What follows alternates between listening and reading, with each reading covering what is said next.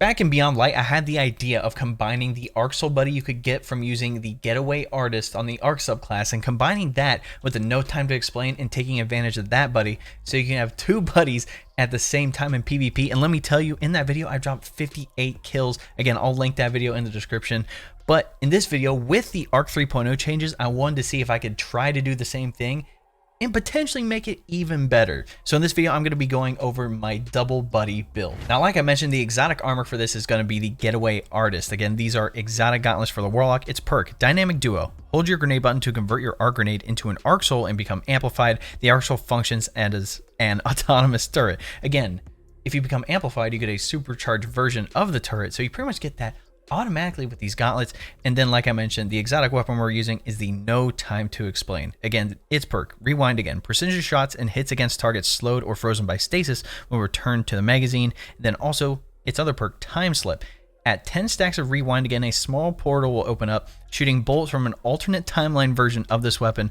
Precision hits extend the portal's duration. So again, you have the arc buddy that you create, and then the buddy from No Time to Explain. Again, you just have to get 10 precision hits, and then that kicks in. Now, obviously, back in the day, you had to rock, I believe it was bottom tree arc to be able to get access to the Arc Soul from the Rift. But now with Arc 3.0, we have a lot of options to choose from here. So this is the PvP build I was using. Again, I'm going to mention a couple things you can swap out here. It's not a big deal. This is just my build. This is what worked out for me. So first up, I'm using the Stormcaller Super. Again, if you want to use Chaos Reach in PvP, go for it. I don't mind Stormtrance, especially with the changes. You get the teleport and you get the landfall with it. It's all combined into one. Class ability, I'm just using a Healing Rift. You can use Empowering if you want. Again, I'm just using Burst Glide. Melee wise, I'm using Ball Lightning. You can use Chain Lightning, but personally, I like Ball Lightning because when amplified, the Ball Lightning releases additional lightning strikes before detonating. It's 3 in a row consecutively very quickly. So if someone's around a corner or coming at you, it just drops on them. You're good. Flashbang Grenade. That's one I'm using. The reason I'm using the Flashbang Grenade is because it has the fastest cooldown compared to the rest of the grenades. And since I'm going to be utilizing my grenade mostly to eat it and use as an Arc Soul, I want it back as quickly as possible. Now, the next thing here, Electrostatic Mind. This is an aspect. Again, defeating targets with arc abilities or defeating jolted or blinded targets creates an ionic trace. And again, collecting an ionic trace makes you amplified, and you also gain some ability energy from that. Now, the second aspect, again, this is Arc Soul. You cast your Rift, it creates an Arc Soul that fires at targets in front of you. Allies can pass through the Rift and get an Arc Soul. Your Rift charges faster when allies are near. Again, so you can have that Rift pretty often, especially in 6s. But when you're amplified, the Arc Souls are supercharged and gain increased fire rate. So pretty much, as long as you're amplified and people run through your healing or empowering Rift, they're going to get that supercharged Arc Soul as well. So I think that's the main benefit here. If you did want to switch out either one of these for the melee, again, the Lightning Surge, while sliding, activate your charged melee to blink forward, calling down lightning strikes that jolt targets as you rematerialize. Again, this melee is very powerful, but again, I found that Electrostatic Mind and Arc Soul, this combo just worked out a little better. Fragment wise, this is what I'm using. Again, you can change out whatever you want. These are just the ones that I found effective. So first up, Spark of Resistance. While surrounded by combatants, you are more resistant to incoming damage, plus 10 to strength. Spark of Recharge. While critically wounded, your melee and grenade energy regenerates more quickly. Again, it's PvP. You're going to be weak sometimes, a good amount of the time, probably half the time, maybe even die. So I'm like, I might as well get those things back faster.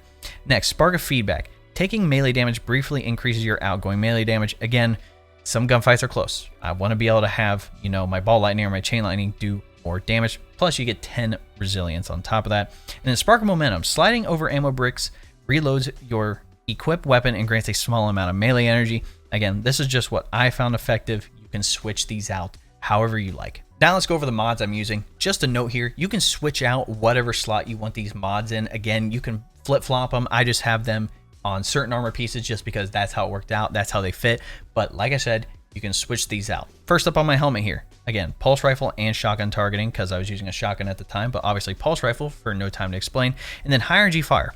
While charged with light, gain a bonus to weapon damage. Each defeated combatant consumes 1 stack of charge of light. On my Getaway Artist, again, I have Pulse Rifle Dexterity and then Shotgun Dexterity because I was using a shotgun. And then Radiant Light. Casting your super causes nearby allies to become charged with light, and then you get plus 20 to strength. All right, on my chest piece, I have Unflinching Pulse and then Shotgun. Again, you're rocking a Pulse Rifle, might as well use it. And then Taking Charge. Become Charge of Light by picking up Orbs of Power. On my boots, I'm rocking Quick Charge again. Become Charge of Light by rapidly defeating multiple combatants with fusion or shotguns, that's not the kicker. Again, for these arc mods here, like this and Radiant Light, if you have one arc mod, it procs all of them. That's why we get plus 20 strength on Radiant Light.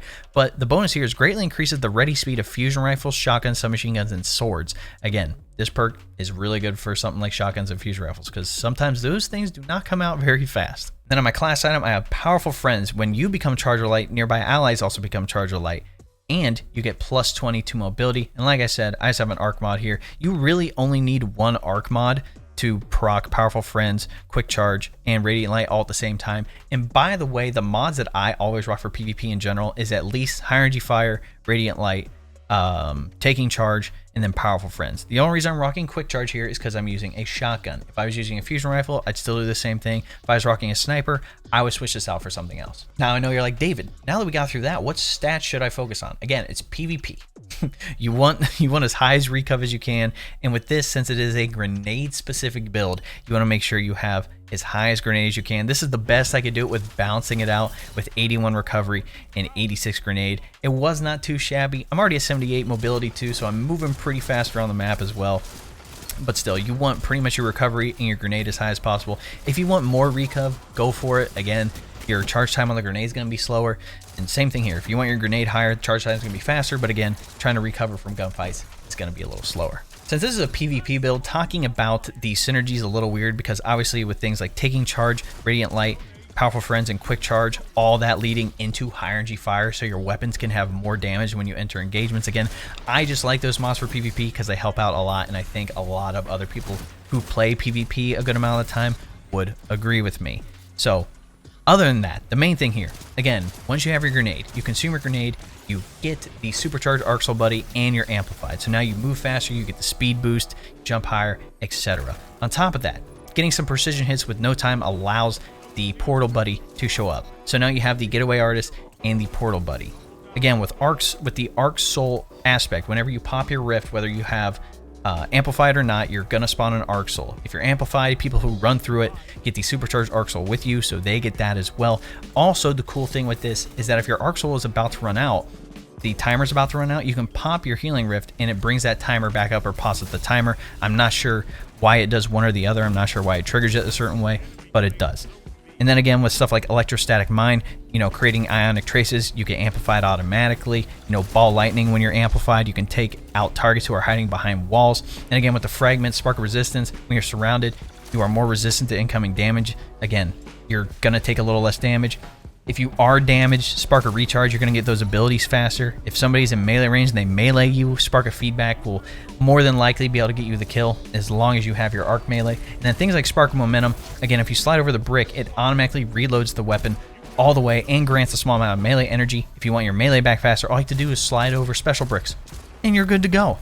So the synergy isn't crazy here, but as long as you can stay alive and support your teammates with the Rift, you're going to have your Rift with the Arc Soul back fairly often. You're going to be able to collect Ionic Traces and be able to have your grenade back a lot faster. So then you're going to be able to pop that supercharged Arc Soul, so you're amplified more. You can kind of tell the synergy, like it's a little bit of team play, but a lot of it is being able to proc the Arc Buddy and the No Time to Explain Buddy. Now, weapon options, like I said, personally, the Pulse Rifle Shotgun, again, I feel like that's a classic. If you wanted to go true dad rifle, you could go Pulse Rifle, Fusion Rifle, and then keep on Quick Charge. But again, like I said, if you want to rock a special weapon like a grenade launcher or a glaive or even a sniper rifle, you really have no need for Quick Charge, and you can get rid of that and open up that 5-point slot that takes up and allows you to put in other mods. And personally, I would not substitute any of these mods out. Again, if you're going to be rocking No Time to Explain in general, I would do the Pulse Rifle targeting on the helmet, Pulse Rifle Dexterity on the gauntlets, Unflinching Pulse Rifle on the chest piece. And then again, you definitely want Taking Charge, High Energy Fire, Radiant Light, and at least Powerful Friends. Again, Quick Charge is just helpful if you are using a shotgun or a fusion rifle. But again, being able to have that extra damage in those engagements is good. Then having high recuv and a high discipline stat for the grenade, that stuff's going to help you. I really wish I could drop a full match to show you guys how good it is. Obviously, I'm on PC now. When I did that Beyond Light video, I was on Xbox. I can't say it was a little easier, but obviously before it was crossplay, things were a little bit easier. Now that I'm on PC, it's a little tougher. People are a little bit sweatier, and then you hop on the control playlist now. I don't know about you guys, my lobbies, I'm fighting for my life every single time. I'm trying to avoid the control playlist as much as possible. But again, a skill-based matchmaking video is a whole other thing we could potentially do. I already talked about the state of PvP in a different video before the stuff even dropped. Already talked about all that stuff. If you want to check that out, again, that is on the channel. But in any event, guys, if you like what you saw, you can always drop a like on the video, subscribe to the channel, and then turn that bell next to notifications so you don't miss out on another one of these videos. Also, since we hit YouTube partner, you can also join the channel as a member. It's pretty much just like a Twitch sub. Again, that will be like near the subscribe button. You guys can see that. Again, you can do it if you want. If not, it's totally cool. But again, it is another way to support me. If you need help with the King's Fall raid, be sure to join me here on YouTube Tuesdays, Thursdays, and Friday evenings. Again, we're helping out people. Then also be sure to join my Discord. That link will be in the description. Again, we're talking a lot about Destiny 2, obviously, but we have other topics like PC tech, anime, and a lot of other stuff. Anyway, guys, hope to catch you in the next video. Cheers!